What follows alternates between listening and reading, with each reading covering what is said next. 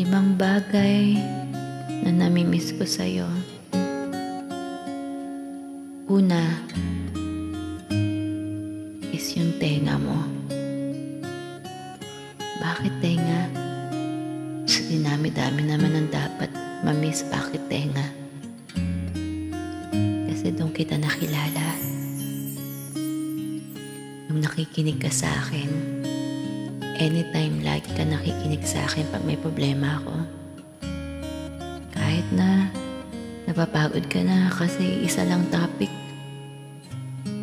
walang sawa, nakikinig ka pa rin sa akin sa mga kwento ko. Yun ang naging trademark mo sa akin. Pangalawa, yung tawa mo.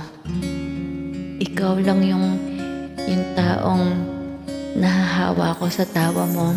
At sobra yung tawa ko hanggang langit na, yung sobrang saya dahil pinapatawa mo ko palagi kahit 2 oras na yung tawa na natin dalawa.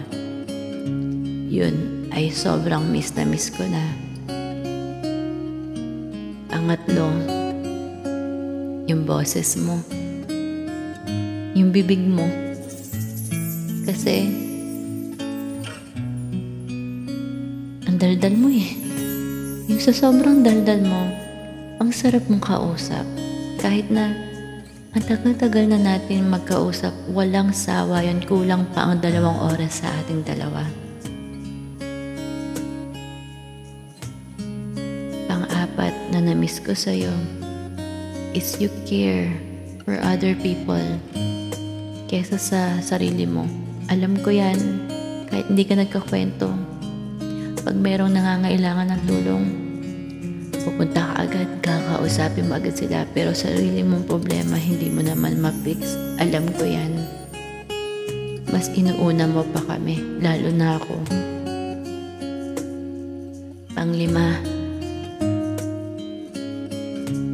isa pa, yung boses mo ulit. Bakit? Hindi na to conversation, kundi yung boses mo kasi ang galing-galing mo kumanta. Nalulungkot lang ako kasi hindi mo ako kinantahan noon nung lagi pa tayo nagkakausap. Baka iba na yung kinakantahan mo ngayon. Pang-6, nadagdagan ko pa, may isa pa. Yung cuteness mo. Iba ka eh. Ang lakas ng arrive mo. Ang lakas ng appeal mo. Ikaw na. Ikaw na malakas. Ang swerte ko. Kasi yung 1 to 5, lahat to na-miss ko at may moment talaga ako with you at ikaw talaga yung kausap ko lagi. Ba't nga ba kita nami-miss? Hindi ko rin alam kung bakit. Bakit hindi kita maalis sa isip ko? Ba't hindi kita maalis sa puso ko? Thank you kasi sobrang na-appreciate kita kasi na-appreciate mo ko. Sana kausapin mo ko ulit dahil I miss you so much. Magparamdam ka naman oh.